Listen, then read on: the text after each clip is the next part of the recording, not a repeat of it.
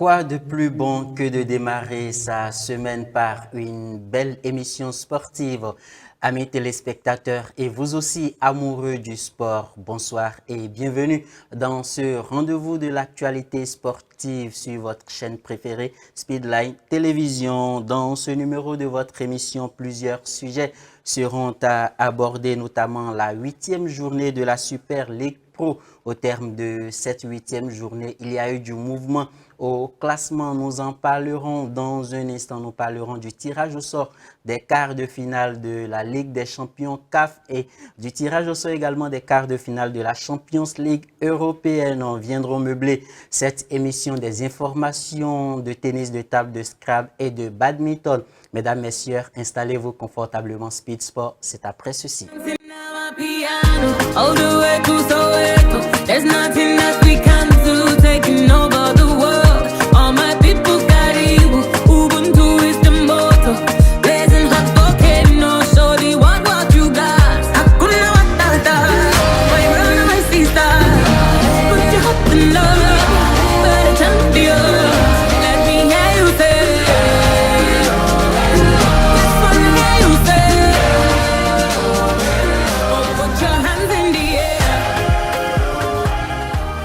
De retour dans ce studio avec nos invités, Jean Ronconon, journaliste, reporter sportif qui va partager ce plateau avec moi. Bonsoir Jean.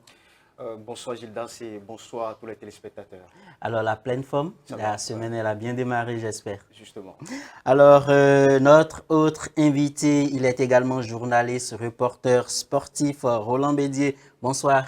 Bonsoir Gildas, bonsoir à tous les sportifs, très heureux d'être avec vous pour accompagner cette émission. Voilà, c'est un plaisir pour nous en tout cas de vous recevoir dans ce studio pour parler sport et sans transition. Nous ouvrons cette émission avec la première rubrique Afrique Foot.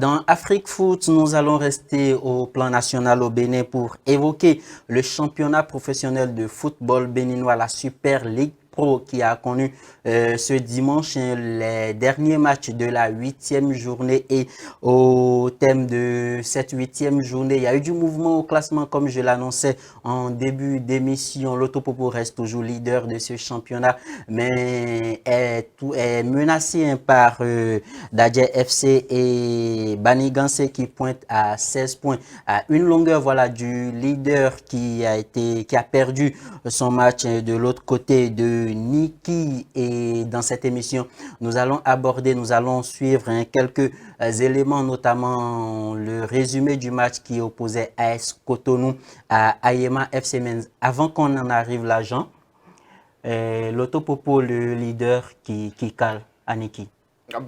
Ça a été justement un trou d'air, justement.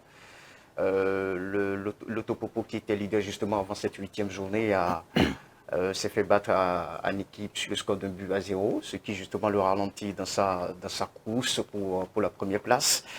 Mais ce qu'il faut retenir tout de même, c'est qu'ils sont encore là, malgré ces défaites, ils sont encore leaders. Jusque la conséquence, c'est que ça a permis justement aux concurrents directs de se rapprocher effectivement de cette équipe, ce qui fait que la longueur n'est plus actuellement au classement c'est trop serré. Oui, parce qu'il y a trois clubs qui se tiennent justement, en un point seulement. Dadje et Banigansé, donc voilà, c'est très serré actuellement au classement, donc il n'y a pas actuellement un matelas d'avance, il n'y a qu'un seul petit point qui sépare justement le premier et le troisième, donc mais tout de même il faut retenir que cette équipe elle est encore vivante. Et la preuve, c'est qu'elle est encore leader. Donc, les trous d'air, justement, il y en aura la saison. Mais justement, c'est à l'Autopopo de faire l'effort quand même de se maintenir dans la course au titre. Voilà. Alors, Roland, Coton FC de Ouida qui a mis du temps à revenir dans le haut du classement, qui, après des nuls et des défaites, enchaîne 2 victoires d'affilée. Une bonne performance ou bien une bonne performance pour les joueurs de Ouida. Je pense que c'est des trucs qui arrivent dans le foot. Coton FC, 2 fois champion en titre, au début avait un peu de difficulté à à rehausser le ton de cette équipe vu les joueurs qu'il dispose, dont cette équipe dispose.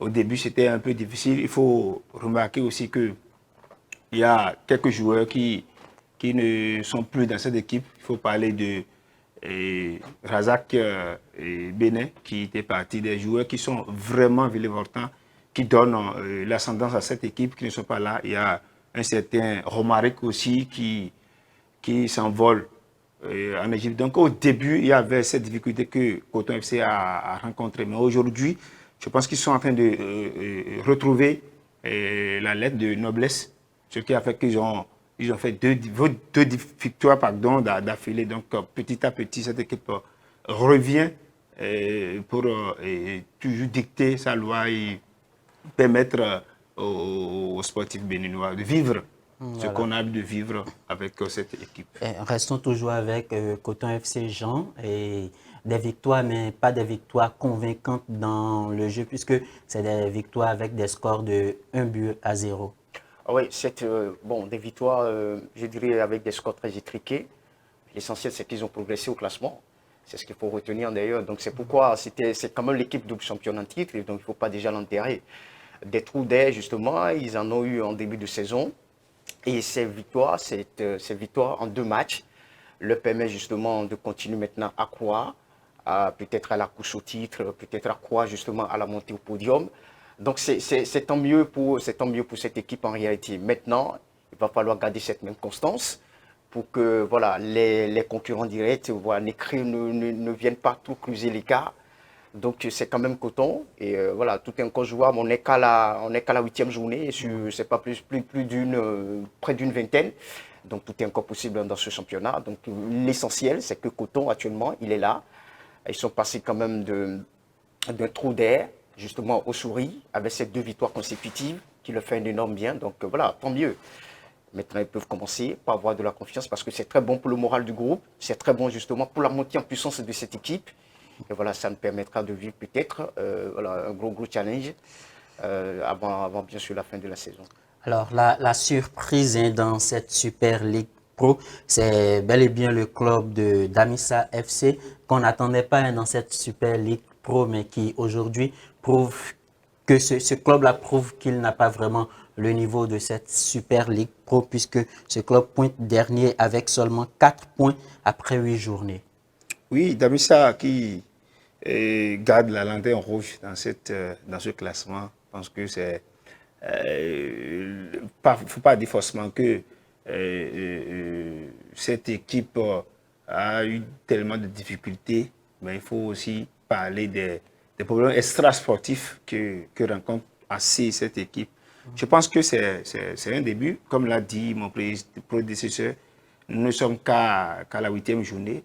Nous avons encore plusieurs journées devant nous. Je pense qu'ils vont véritablement revoir la stratégie, revoir le système en place. Le coach, il est conscient, il a fait une bonne lecture, il sait ce qu'il faut apporter à cette équipe pour que les joueurs venus et cette équipe connaissent véritablement une progression. Voilà. Avec la complicité de la réalisation, on verra le classement au thème de cette 8e journée. D'abord, les scores. Banigansé, qu'il fallait jouer à domicile ce week-end pour pouvoir glaner des points. Il n'y a que JS Pobet qui à domicile a fait match nul. Sinon, tous les autres clubs à domicile ont fait que des victoires. Banigansé 2-0 contre Dynamo. AS Cotonou qui a eu raison de Ayema sur le score de 2-0. US Cavalier, voilà, qui a battu le leader Lotto Popo 1-0. Dadje FC qui a eu raison de AS Takounen 2-1. JS Pobet 1. Requin 1, je l'annonçais tout à l'heure. Espoir de Savalou 1. Damissa 0. Coton FC de Ouida 1. AS Sobemap 0, Dragon FC 1, Aspac 0. Et au classement, nous avons Lotto Popo qui pointe en tête, qui reste toujours en tête avec 17 points, suivi de Dadje FC 16 points, Banigansé 3e avec 16 points. Et à la 6e place, on retrouve AS Cotonou 12 points, suivi de Coton FC 7e, 12 points également. Et dans le bas du classement, à la 15e place, nous retrouvons Aspac avec 5 points et Damissa qui ferme la marche avec 4 points. Alors, nous allons suivre avec la complicité de la réalisation ce match qui opposait AS Cotonou. Le résumé du match qui opposait AS Cotonou à Ayema FC. C'était au stade René Pleven de Cotonou.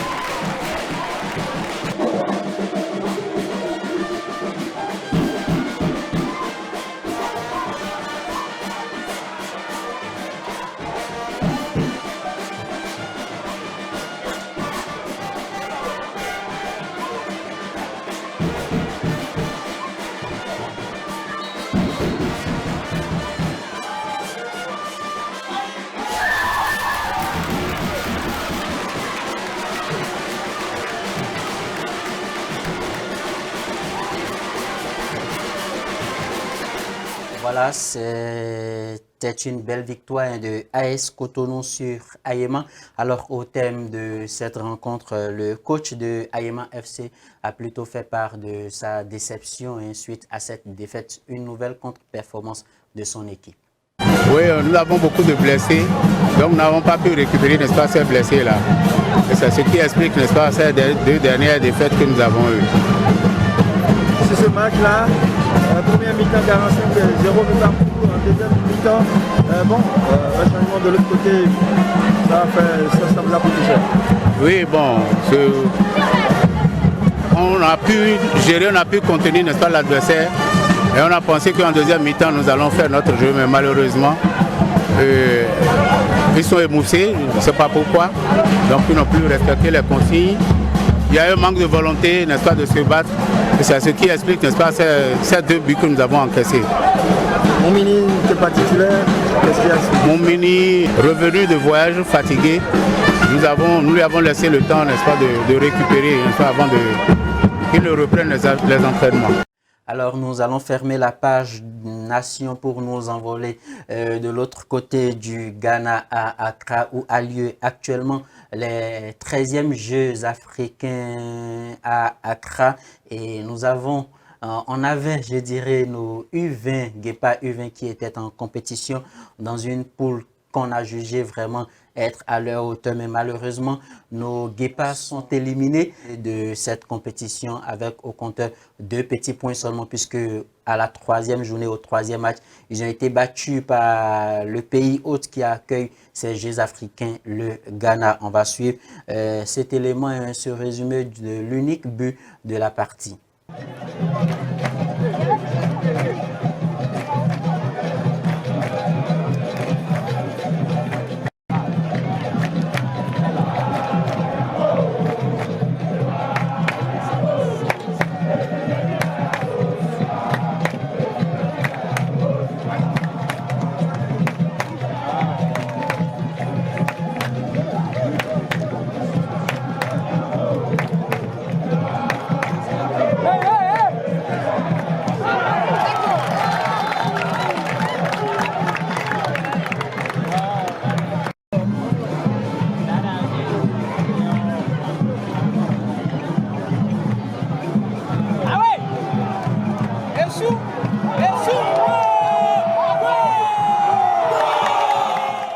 C'était à l'instant l'unique but de cette rencontre. Alors Jean, 3 matchs, 2 matchs nuls et une défaite, synonyme d'élimination et les U20 qui rentrent au pays.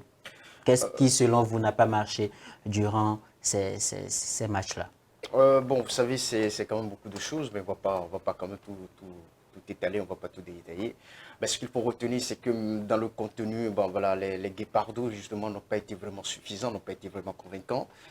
Il y a eu un manque d'efficacité CRIA, et ça, même le sélectionneur national lui-même l'a reconnu. Je pense que il faut également s'inspirer, effectivement, de cette défaite, de cette élimination pour revenir encore plus fort. Même bien avant cette compétition, lors des préparatifs, ça a été justement une équipe qui a joué justement des matchs amicaux, pas avec justement les pairs de la sous-région, mais plutôt avec des équipes du championnat. Donc là aussi, bon, l'animation offensive n'a pas été vraiment convaincante parce que je crois qu'ils ont fait 2 matchs nuls et puis une défaite. Donc voilà. Déjà là, il y a quand même des signes avant-coureurs. Donc, lors de la compétition, le premier match face à la Gambie, franchement, l'équipe de la Gambie, techniquement, physiquement, ben voilà, elle était largement au-dessus. Parce qu'il faut rappeler, cette équipe, elle était au mondial U20 et a même battu la France. Donc, en termes de niveau, en termes de certitude technique, cette équipe gambienne, elle était largement déçue. Et puis, le deuxième match, voilà, c'était le Congo. Bon, le Congo, c'était pas quand même un ogre, donc avec un peu d'effort, on pouvait aussi gérer. Là aussi, on est passé à côté de l'opération. Donc pour moi, le match décisif, c'était le match face au Congo. Donc avec un peu d'effort, on pourrait s'en sortir, mais malheureusement, on a encore gâché des points. Parce que derrière, vous devez accueillir maintenant le pays hôte, vous devez jouer face au pays hôte, ce qui n'est jamais facile d'ailleurs. Donc voilà, ils se sont fait prendre et puis ils ont perdu ce match, score de 2-0. Conséquence, c'est l'élimination. Donc voilà, c'était que quand on suit un peu tout le trajet, avant, pendant cette compétition, c'est que voilà, on se dit, ben, cette équipe, comme je le disais, quoi, il n'y a pas une véritable conviction, il n'y a pas un véritable contenu qui pourrait toutefois créer assez de danger aux adversaires. Il y a un véritable manque d'efficacité, manque de réalisme. Ça a été même le gros point noir effectivement de cette équipe. Voilà, j'espère que Mathias Deguenon et tout son staff ont retenu la leçon. Ils ont pu retenir ce qui n'a pas véritablement marché pour cette équipe. L'essentiel maintenant, c'est de s'inspirer, c'est de se servir de cette défaite, de cette élimination pour revenir encore plus fort parce qu'il y aura forcément évidemment d'autres compétitions, d'autres challenges pour cette équipe junior. Donc, il faut déjà se mettre justement dans les préparatifs. Il faut déjà, donc pour moi, recadrer ce qui n'a pas marché pour rebondir encore plus fort. Mais ici, chez nous, on attend. C'est quand, c'est à 2 semaines peut-être des compétitions continentales qu'on commence les préparatifs et tout ça, ça joue sur nous. Bon, dommage, on revient au bécail, on se prépare et peut-être pour d'autres aventures, pour d'autres challenges. Voilà. Roland, des regrets pour le sélectionneur béninois des Guépards U20. Parlant de, pas seulement des regrets, mais avec vous, nous allons aussi toucher, puisque Jean le notifiait tout à l'heure, dans quelles conditions les préparatifs ont eu lieu et pendant la compétition, dans quel état d'âme nos Guépards U20 étaient. Tout ceci pourrait contribuer à l'élimination précoce de nos U20. C'est vrai, tout le monde était conscient. Les sportifs béninois étaient conscients que bien avant la compétition, il y avait des points qui ne sont pas réunis. Je vais parler déjà de la préparation de ces équipes-là. Dans quelle mesure, dans quelles circonstances ces joueurs ont été recrutés. Il faut voir tous ces paramètres-là. C'est des joueurs, c'est vrai, sur les 26 joueurs, il y en a 20 qui jouent dans le championnat national. Mais ce n'est pas pour autant quelle est la qualité des joueurs, de ces joueurs-là, qu'est-ce qu'ils font réellement pour faire valoir les valeurs du football béninois. Donc le coach n'a que disposé de 2 semaines pour préparer ces joueurs. Dans ces 2 semaines, ils ont joué 3 matchs amicaux. Contre quelle équipe? L'équipe d'Adidja, où ils ont fait un match nul. Le second match, l'équipe d'Étoile Filante, c'est une équipe, un club promu la saison dernière. Donc, le dernier match où ils ont remporté, c'est contre les U18, les enfants du CG Saint-Rita. Donc, quand vous voyez déjà cette préparation, 2 matchs nuls, 2 matchs nuls et une victoire, vous aurez eu déjà constaté qu'il y a des problèmes. Il y a des problèmes. Ce qui m'a étonné, le coach a rassuré le plus béninois. J'ai eu à l'écouter sur les antennes de nos confrères, que l'équipe a été remaniée à 80%. C'est vrai, à un moment donné, il faut changer certaines têtes. Mais je ne pense pas que cela... Il faut être dans un objectif avant de le faire. Je pense que l'objectif n'a pas été atteint. Donc, Mathias de Guénon doit se remettre en cause. Il doit se demander qu'est-ce qu'il y a lieu de faire, qu'est-ce qu'il a fait. Est-ce que ce qu'il a fait, effectivement, ça a porté les fruits? Parce que l'équipe a été complètement changée. Les Dodo Doku, les Tessimili, les Imram, Hassan, tous ces joueurs ne sont plus rappelés. Bon, je ne sais pas dans quelle mesure ces joueurs ne sont pas rappelés. Je ne sais pas si c'est l'âge, parce qu'il faut avoir moins de 20 ans, normalement. Donc je me suis dit que carrément, ces joueurs n'ont plus 20 ans. Ils ont déjà dépassé l'âge, c'est pourquoi ils ne sont pas rappelés. Mais à la place de ces joueurs, mais il faut recruter des joueurs qui sont capables de défendre les couleurs béninoises.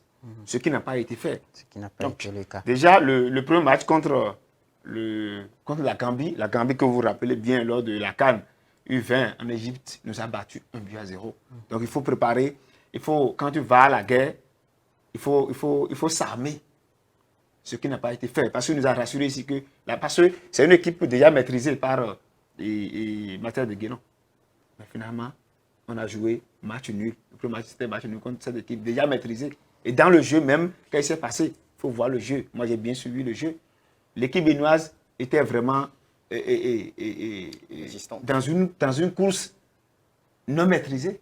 Des longues passes où on donnait des passes aux adversaires. Bref, aujourd'hui, nous devons nous remettre en cause. Qu'est-ce qui s'est passé? Quelle a été la préparation? Certains parlent de la périodicité. Moi, je ne parle pas que c'est vraiment le problème des Béninois.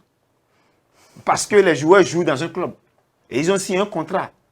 Donc, à défaut de ça, normalement, ces joueurs, ils ont un temps donné pour pouvoir défendre leur couleur et revenir dans le club. Quand vous jouez dans un club et que la nation a besoin de vous, on ne peut que répondre. Hein? Mais il ne faut pas prendre forcément 2 mois ou 3 mois pour une préparation. Il faut que ça soit une préparation à durée courte parce qu'ils sont sous contrat dans leur club. Non, ce qui est idéal, c'est qu'on ne leur demande pas forcément de laisser quand même le joueur durant 3 mois d'affilée. Pas forcément. Peut-être à la fin du championnat, à la fin peut-être du championnat. On regroupe quelques-uns, on fait quelques échauffements, on regroupe quelques petits réglages. Et justement, au début peut-être du championnat ou à la fin de la phase allée du championnat, on fait un petit regroupement. De temps en temps, chaque fois qu'il y a du temps mort dans le championnat, on fait des petits regroupements. C'est ce qui est l'idéal, c'est ce qui est conseillé. Histoire de mettre les joueurs en même confiance. lors des journées FIFA aussi, c'est aussi possible de convoquer effectivement les joueurs U20 pour le regroupement, voilà, pour qu'il y ait justement un collectif mis en place avant les compétitions internationales. Mais malheureusement, c'est ce qui n'est pas fait. Et c'est à 2 semaines effectivement de chaque compétition qu'on va rassembler les joueurs un peu partout. Ben, ce n'est toujours pas suffisant. Conséquence, les U20 sont éliminés de cette compétition. Alors, dernière information dans cette première rubrique Afrique Foot. Il s'agit du tirage au sort des quarts de finale de la Champions League CAF Zone Afrique qui opposera l'Espérance de Tunis à l'ASEC Mimosa d'Abidjan, Young Africans au Mamelodi Sundowns de l'Afrique du Sud, les tout-puissants Mazembe à Athletic Pétrolier, Simba contre Al-Ali. Voilà le tenant du titre et les matchs auront lieu les 29 et 30 mars pour la manche aller et la manche retour sera les 5 et 6 avril prochains.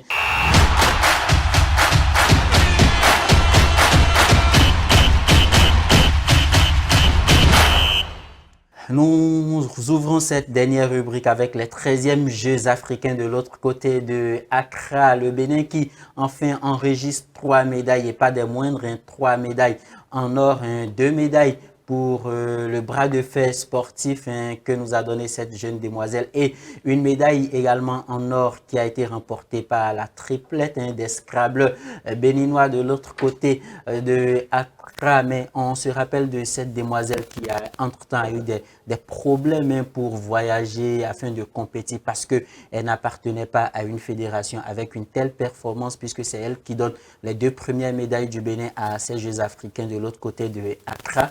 Et quelle médaille en or. Je pense qu'avec ça, le ministère des Sports pourra régulariser sa situation afin que ce sport-là puisse devenir une fédération au Bénin. Je pense que l'appel est déjà lancé. Cette dame a fait l'exploit en remportant 2 médailles en or pour un jeu qui n'est pas reconnu au Bénin, un jeu qui n'est pas considéré parce que vous venez de le dire, ce sport n'a pas de fédération. Je me demande même dans quels paramètres cette fille a voyagé. Elle a fait l'expédition au Ghana pour pouvoir remporter ça. Donc, vraiment, il faudrait que l'État pense à ces trucs-là. Aujourd'hui, nous pensons aux jeux de groupe, aux jeux de collectif, des jeux qui, enfin, ne donnent rien, n'apportent rien à la nation. Donc, c'est rien que des jeux individuels qui, pratiquement, font évoluer et font, comment dirais-je, l'espoir du Bénin à l'étranger. Donc, je pense que c'est vraiment une performance à saluer. C'est un résultat vraiment que tout le monde sportif béninois salue. C'est véritable. Il faut que l'État pense maintenant à cette fille. Il faut que l'État pense à la création d'une fédération qui va bien évidemment désormais gérer ce sport pour que des fois venir, nous aurons aussi beaucoup de médailles, plus de médailles dans ces bras de fer. Voilà. Alors, il y a eu plusieurs délégations, Jean, de l'autre côté de Accra, mais il y a ces 2 disciplines-là, le bras de fer sportif et le scrap, qui ne sont pas aussi des sports très, très répandus dans notre pays, le Bénin. Et ce sont ces 2 sports-là, ces 2 disciplines-là qui sont en train de hisser haut le drapeau du Bénin de l'autre côté de Accra, avec 3 médailles en or. Il faut rappeler que le trio, effectivement, de cette équipe de Scrabble, ce sont quand même des Scrabbleurs qui ont fait leur preuve sur le continent. Donc justement, ils sont sur la lignée de ce qu'ils ont produit voilà, lors des autres challenges, lors des compétitions continentales. Et c'est tant mieux. C'est la preuve qu'ailleurs, même si on y met un peu d'assistance financière, on pourrait en avoir plus. Il y a le bras de fer sportif qui est une nouvelle discipline sportive, raison pour laquelle vous allez voir que lors de ces Jeux africains, les 14 disciplines en réalité qui ont été officiellement citées, il n'y avait pas le bras de fer sportif. Parce qu'en réalité, c'est une nouvelle discipline. On les a mis dans la catégorie démonstration. C'est-à-dire, bon, vous, venez vous démontrer, venez faire ce que vous connaissez pour que voilà, tout le monde puisse vraiment vous connaître. Raison pour laquelle, effectivement, cette discipline n'a pas fait partie, effectivement, des disciplines officiellement citées lors de ces Jeux africains. Et pour rappeler, Marie-Rose Lalégué, ce n'est pas sa première. Elle est championne, effectivement, du bras gauche ou droit, voilà, c'était lors d'une compétition en Afrique. Et elle avait déjà remporté une médaille, ce qui lui a aussi permis d'aller justement voilà, à la quête du monde en Arabie Saoudite. Et là, je crois que le nouveau ministre des Sports, Benoît Dato, lui était venu en aide parce que c'était difficile le voyage dans le temps. Donc, effectivement, lors des dernières minutes, effectivement, le ministre des Sports, Benoît Dato, était venu en aide. Et effectivement, il a pu voyager. Malheureusement, là, le niveau était un peu plus élevé et elle n'a pas pu faire grand-chose. Et donc, aujourd'hui, j'avoue ne pas être surpris, effectivement, de ce qu'elle est en train de faire parce que c'est une athlète, effectivement, que j'ai suivi, que j'ai commencé par suivre depuis quelques mois déjà. Donc, la forme, elle en a. Je dirais la musculature, voilà, c'est ça. La musculature, elle en a vraiment pour se poser, effectivement, dans cette discipline-là, raison pour laquelle elle est en train d'arracher ces 2 médailles. Bras de fer droit, médaille pour le bras de fer droit, effectivement, et évidemment pour le bras de fer gauche. Donc voilà, c'est tant mieux pour elle, c'est tant mieux pour sa carrière. Après, il faut rappeler que cette discipline, il y a déjà une association, c'est vrai, il n'y a pas encore de fédération. Il y a déjà une association. Peut-être avec le temps, avec un peu de moyens, il y aura une fédération qui sera mise en place. Et ça sera vraiment une discipline statutaire qui pourrait toutefois aussi organiser des championnats par-ci par-là.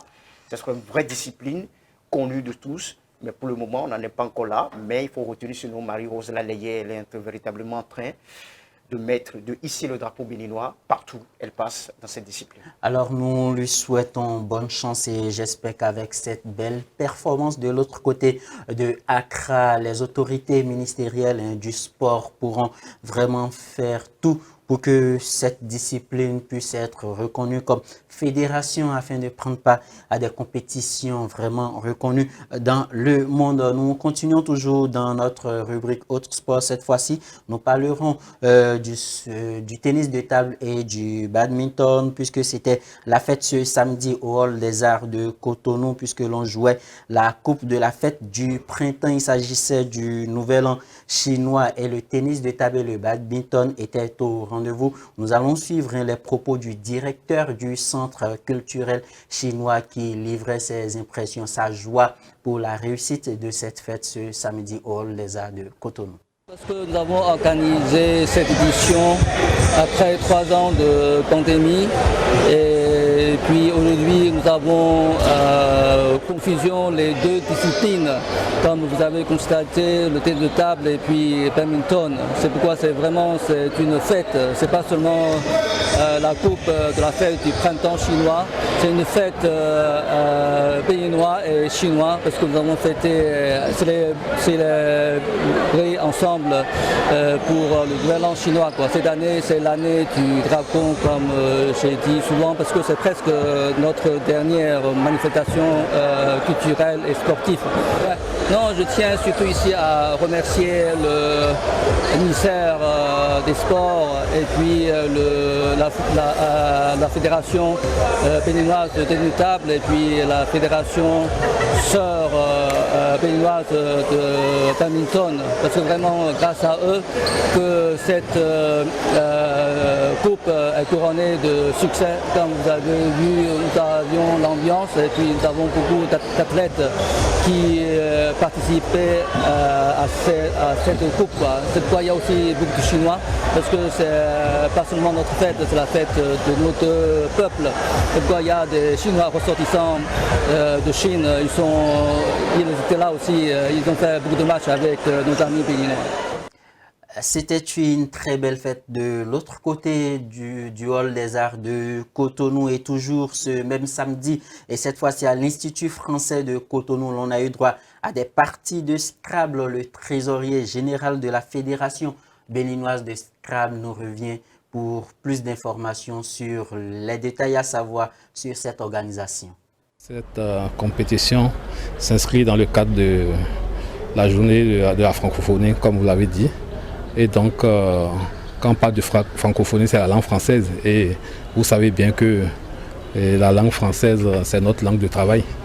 Donc, cette activité, n'est-ce pas, a été instituée pour permettre aux jeunes, n'est-ce pas, de jouer le Scrabble et de découvrir à travers le Scrabble les mots, de nouveaux mots. Et cela participe à la promotion du Scrabble dans notre pays. Et vous savez que le Scrabble est un jeu élitiste et donc ça ne réunit pas beaucoup de monde. Et l'objectif de la fédération, c'est de promouvoir ce jeu de culture, ce jeu de lettres, ce jeu cérébral, ce sport cérébral à travers toute l'étendue du territoire national. Et donc nous avons choisi cette journée, n'est-ce pas, pour rassembler les jeunes qui ont été déjà formés et lors de la célébration des 25 ans de la création de notre fédération. Donc ces jeunes se retrouvent alors pour jouer le simultané mondial des jeunes et ça leur permet, n'est-ce pas, de redécouvrir ce jeu et de jouer à travers, de savoir mesurer leur niveau par rapport aux joueurs du monde entier. Oui, le niveau du jeu du Scrabble est élevé, on ne cessera jamais de le dire. Le Bénin est une grande nation de Scrabble. Nous sommes les champions en titre du Scrabble classique. Et alors, il y a une compétition qui réunit les joueurs du classique. Et il y a la crème du Scrabble béninois qui est là. Et il y a aussi d'autres joueurs qui sont venus tester leur niveau. Et donc, toutes les fois qu'il y a des occasions qui se présentent, on essaie d'organiser des jeux pour parler du Scrabble, qui est un sport cérébral un sport qui développe les méninges, un sport qui fait réfléchir, un sport qui développe en nous d'autres qualités, d'autres capacités, telles que la concentration et le sens combinatoire et la maîtrise de soi et le sang-froid, tout ce que vous savez. Et donc, cette occasion est ouverte à tout joueur, parce que le Scrabble, vous savez, il y a plusieurs niveaux. On peut jouer ça en famille, on peut jouer ça au niveau du quartier. Mais ici, quand on parle de compétition, là, ça sort. C'est le niveau élevé. Donc, c'est ceux qui veulent démontrer qu'ils ont quelque chose dans le crâne, qu'ils ont quelque chose dans la mémoire, qu'ils ont des capacités. C'est eux qui viennent jouer et c'est ce qui est en train de se faire. Speed Sport, ça sera tout pour aujourd'hui. Merci de nous avoir suivis. Merci également à l'équipe de réalisation qui a permis que cette émission ait lieu. D'ici là, portez-vous bien et surtout retrouvez votre émission sportive sur nos différentes plateformes, sur Facebook et YouTube en tapant simplement Speedline Télévision. D'ici là, portez-vous bien.